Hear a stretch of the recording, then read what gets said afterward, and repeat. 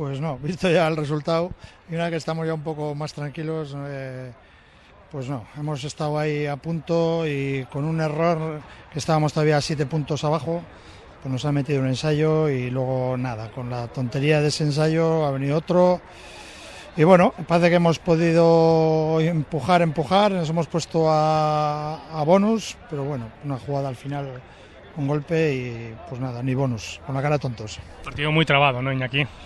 Sí, no se nota lo que hablamos siempre, no tenemos peso en la delantera y los balones que conseguimos es a base de placar y hoy tampoco no es que hayamos placado demasiado, pero bueno, y son ganados en segunda fase o robados, que son bastante sucios, así es difícil, entonces pues bueno, pues, lo peor es las lesiones y tiraremos para adelante. Esta semana habrá que trabajar duro para ir a Vigo y sacar algo de provecho.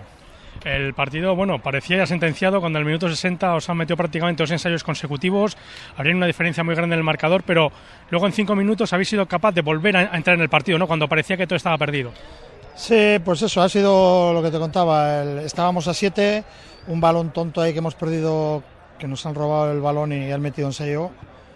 Y nada, y de esa tontería que estás todavía ahí con la caraja de qué ha sido, qué ha pasado, quién es la culpa, quién es mía, tuya, pues nos han metido otro ensayo. Pero bueno, yo creo que hemos remontado. El problema es que los otros partidos hemos sabido remontar estando por abajo, pero hoy, justo antes del partido, estábamos hablando de eso, ¿no? Que todos los días no va a pasar. Y bueno, efectivamente, pues hoy ha sido el día que no ha pasado.